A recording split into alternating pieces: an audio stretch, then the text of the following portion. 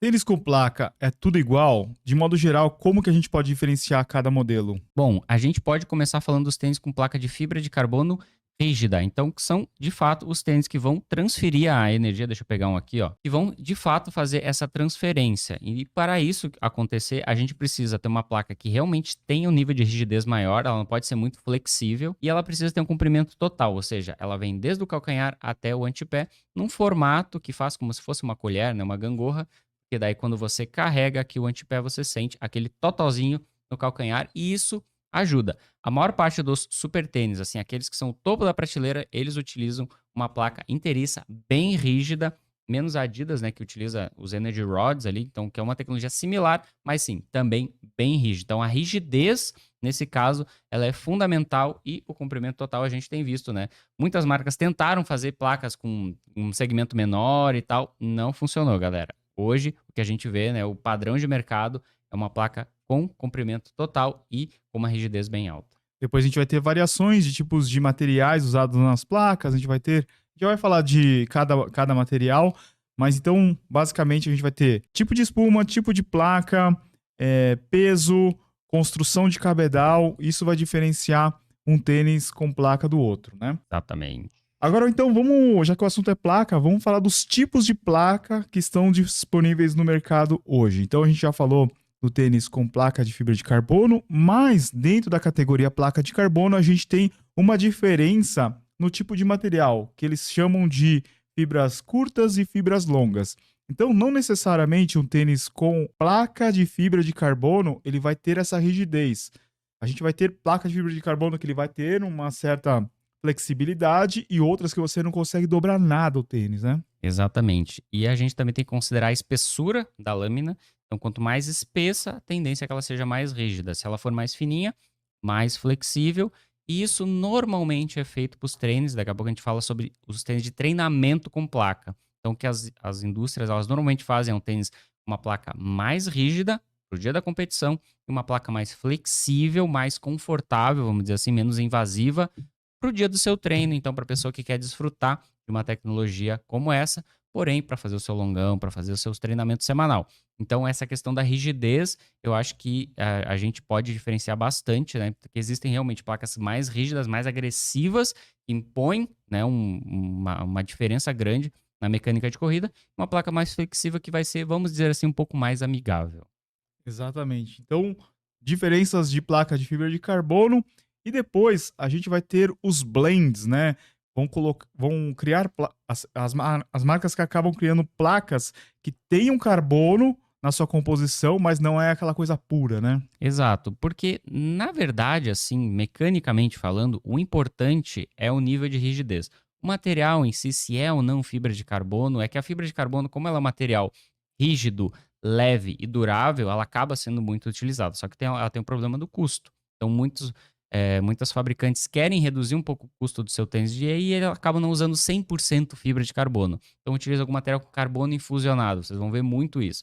Ah, é um tipo de polímero que você infusiona carbono, ele aumenta um pouco a rigidez, se parece com a experiência de uma placa de carbono, porém não é igualzinho. Então a gente vê isso, né? Que as marcas elas tentam achar soluções diferentes para driblar essa questão do preço, do custo de ter uma placa de fibra de carbono, que ainda é um material que não é fácil você encontrar na indústria. Então existem as líderes de mercado que acabam fornecendo para a maior parte das fabricantes, e aí você vai encontrando então fibras de carbono que tem menos efeito. Aí acaba não valendo a pena, então você tenta uma outra solução, que seja um material similar, entregue, vamos dizer assim, características mecânicas similar à fibra de carbono, porém com custo mais baixo. Outro tipo de material, aí uma solução brasileira foi o grafeno, né? Que Uhum. também é um material que consegue uma certa rigidez, não vai alcançar a rigidez da placa de carbono, mas ainda assim é uma solução que talvez seja mais barata, né?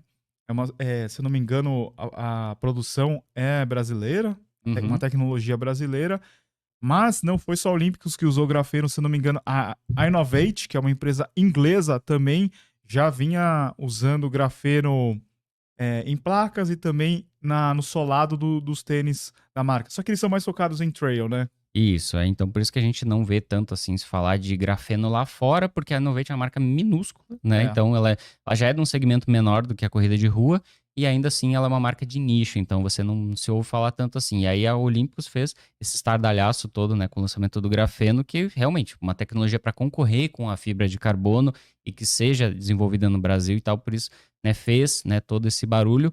Ainda não se conseguiu chegar, né, no material de grafeno que chegue nas mesmas propriedades mecânicas da fibra de carbono, mas é tudo questão de tempo, né? A gente está experimentando tênis com placa de fibra de carbono há cerca de 5, 6 anos. Ainda é uma tecnologia muito recente. O grafeno que foi lançado há cerca de 2 anos, a tendência é que ele vá evoluindo junto com a fibra de carbono e até, quem sabe, no futuro ultrapasse a tecnologia. E a própria Olympus também, ela fez uma proteção a mais na placa de carbono usada no Corre Super, né? Que eles colocaram também como é que fala? Eles envolveram a placa Uhum. de carbono com o grafeno, né? Exato. Para aumentar um pouco, né, as propriedades, a placa de fibra de carbono da Olympus, né, ela é importada, ela é feita por uma das líderes A mundiais, japonesa, né? e só que eles adicionaram, né, esse tempero brasileiro aí, que é o grafeno aí para dar a identidade para o produto. Então também, né, acaba sendo uma tecnologia diferente um pouco. E a tendência é que assim, a primeira edição do Supra já surpreendeu muito a galera, assim, realmente é um tênis diferenciado, entregou propriedades ainda superiores ao do primeiro grafeno, e a tendência é que a marca vá desenvolvendo isso, sempre mantendo o foco no quê? No custo um pouco mais baixo, né? Então a gente tem visto assim, nossa, parece que as marcas que desenvolvem produto lá fora, elas não pensam assim tanto na questão do preço quanto as marcas que desenvolvem aqui no Brasil, né? Porque o que a gente mais ouve dos corredores brasileiros é, poxa, gostaria muito de ter um super tênis, queria muito ter um tênis com placa de carbono, só que eu não tenho condição de ter, porque realmente é um preço muito alto. Então, a marca que consegue trazer uma tecnologia que vai ser tão eficiente quanto a das líderes mundiais, por um preço que é 40% menor, aí nesse caso eu acho que já acaba ganhando uma fatia de mercado só dela. Exatamente. E seguindo os materiais, a gente tem a fibra de vidro, que é uma tecnologia que eu acho que só a Mizuno usa, ou tem mais alguém? Se não me engano, é só a Mizuno que usa, né? A fibra de vidro, que ela é um polímero similar à fibra de carbono, só que mais flexível, tão leve quanto, também muito durável. Só que aí, logicamente, você não tem o mesmo nível de rigidez, o mesmo nível de eficiência. Então, o que a Mizuno faz? Ela reserva a fibra de carbono para o Rebellion Pro, que seria o seu super tênis, tênis de competição, e para os demais tênis de treinamento, então tênis que você vai usar, né, no seu treinamento, no seu dia a dia. Aí usa a fibra de vidro, que é logicamente um material bem mais barato e que vai então proporcionar uma experiência, vamos dizer assim, similar. É sempre aquela coisa, você não tem a mesma eficiência, você não tem aquele mesmo efeito alavanca que uma placa de fibra de carbono proporciona, mas eu acho que você não perde a referência, né? Porque uma coisa que, de repente, o corredor que está acostumado a usar um tênis de placa na sua competição e quando vem para um tênis comum sem placa, acaba sentindo é a falta daquele efeito, aquele algo a mais. Então, nesse caso aqui, você vai ter, né, um pouco desse efeito, não 100%, mas aí, logicamente, num produto mais durável e bem mais barato. Eu não sei por que quando a gente fala em fibra de vidro, eu lembro daquelas caixas d'água, sabe aquele Uhum, material de uhum. barco, sabe? Sim, sim, sim. E que ele vai colocando aqueles fiozinhos assim, vai fazendo como se fosse uma textura, assim. Eu não sei por que eu penso nisso. Falando do Flash, eu acho que é um modelo que a Mizuno poderia explorar um pouco mais para atender esse público que quer um tênis com placa, mas não quer, de repente, a rigidez ou a geometria que tem um super tênis. Eu acho que pode ser uma boa opção aí para os treinos. É um tênis bem interessante que é pouco falado, né? Bem pouco falado. Eu acho que a estratégia da Mizuno, sem dúvida nenhuma, é, né, colocar o nome Rebellion Pro, né, no mercado. O primeiro modelo do ano passado fez muito sucesso, foi até eleito, né, pelos seguidores do tênis certo como o melhor super tênis e o tênis do ano, em função dele ter trazido uma tecnologia revolucionária que vai além da fibra de carbono, né? Ele também fez, né, trouxe uma geometria toda diferente, uma coisa que só a Mizuno tinha feito até então e que vem seguindo aí nessa segunda edição. Então, né, esse calcanhar recortado aí realmente traz um efeito diferente, né? Porque isso já é efeito do quê? A placa de carbono, praticamente todas as marcas hoje em dia têm alguma coisa parecida, similar, e o que a Mizuno quis fazer é trazer uma tecnologia a mais para esse produto. Então, né, essa geometria, né, arredondada também está presente no Rebellion Flash, e aí isso torna ele, né, traz o diferencial para esse produto aqui, que vai ser logicamente bem mais barato e vai competir com outros tênis também com placa de carbono, mas nesse caso aqui né, trazendo então uma coisa que foi desenvolvida no Rebellion Pro. Pra gente fechar, a gente tem o nylon, né, que é usado no Fila Racer T2. E aí já tem uma boa flexibilidade, não tem o efeito da rigidez, né, um pouco diferente. Eu acho que aqui é para você ter uma noção do que é ter Eu nem sinto, na real. uma placa dentro do seu tênis. Essa placa que tá aqui no Racer T2, ela é muito similar ao que a gente experimentou no Fila Racer Silva. Foi lançado Exato. lá em 2020. Então, né, cerca de 4 anos atrás. Para muita gente foi a primeira experiência com alguma placa. E aí isso a gente pode até falar, né, um pouquinho mais adiante. Você tem, então, uma introdução ao que é, né, esse tema. Logicamente, como a gente falou, uma placa bem flexível. Então, você não tem, assim, todo aquele efeito, toda aquela eficiência. Algumas pessoas sequer sabem que o tênis tem a placa, né? Não pesquisa, então não sabe a respeito. Mas é, talvez, o material de placa hoje que menos traga esse efeito todo que as pessoas querem sentir, né? Porém, ele acaba sendo o material mais barato e por isso mesmo, né, o Fila Racer T2 ele continua sendo o tênis de placa mais acessível do mercado brasileiro, só que logicamente ele vai ser o tênis que tem menos o efeito da eficiência, menos o efeito de propulsão. Qual outro modelo que tem placa de nylon? Eu acho que na New Balance a gente tem o Propel, eu testei ele há pouco tempo, o Propel V4, Propel, é verdade. e é bem parecido com a experiência do Racer T2. Se você espera assim, uma placa que vai fazer uma grande diferença, ela tá lá mais para questão de estabilidade do que de propulsão. Como os tênis da On que tem o speedboard, né?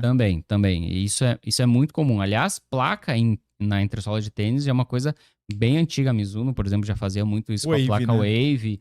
Então você tinha a placa Wave que ficava só no calcanhar, uma que ia até o antepé. Tinha um Infinity Wave, né? Que ele era mais extenso, daí as outras eram mais de amortecimento, né? A placa delgadinha ali que ajudava também na questão de estabilidade e amortecimento, mas nunca se chegou em nada parecido com o que a gente tem hoje, né? Com os tênis que placa para propulsão. É um desenho diferente, é um material diferente, né? Mas sim, a gente vê muito tênis que tem placa. E até, eu acho que erroneamente a marca divulga como sendo um tênis de placa, só que não é uma placa de propulsão, mas sim de estabilidade. Exato. Então tem que ter, né, sempre essa ponderação, porque se o consumidor comprar um tênis achando que ele vai proporcionar, né, impulsão, todo esse efeito, e acaba não sentindo, aí eu acho que ele até acaba, né, ficando decepcionado, porque né, investir num tênis com placa, às vezes, é um valor mais elevado, e aí, né, você tendo a expectativa lá em cima, acaba ficando bem chateado. É que toda descrição de tênis, você pode olhar em qualquer marca, vai ter na descrição as palavras retorno de energia, propulsão, amortecimento... Leveza. Não importa o peso. Tem que ter leveza no texto. Exato. E isso é uma coisa muito comum, assim, né? Porque às vezes a pessoa que desenvolve o material publicitário, a campanha, não domina todas essas questões de, é tênis de competição, é tênis de treinamento, é super tênis ou não é. E a gente pode até entrar depois nessa questão, assim, como o que a gente considera um super tênis e o que é apenas um tênis de placa, porque nem todo tênis de placa é um super tênis. É apenas um rótulo que se coloca no produto, só que quando você rotula um tênis, ele é um super tênis, a expectativa, meu amigo, vai lá no teto. E se essa expectativa não for cumprida, o consumidor fica decepcionado. Esse é o canal de cortes do podcast do Tênis Certo. Se inscreva agora mesmo e não perca os próximos vídeos. Valeu, Tênis Certo!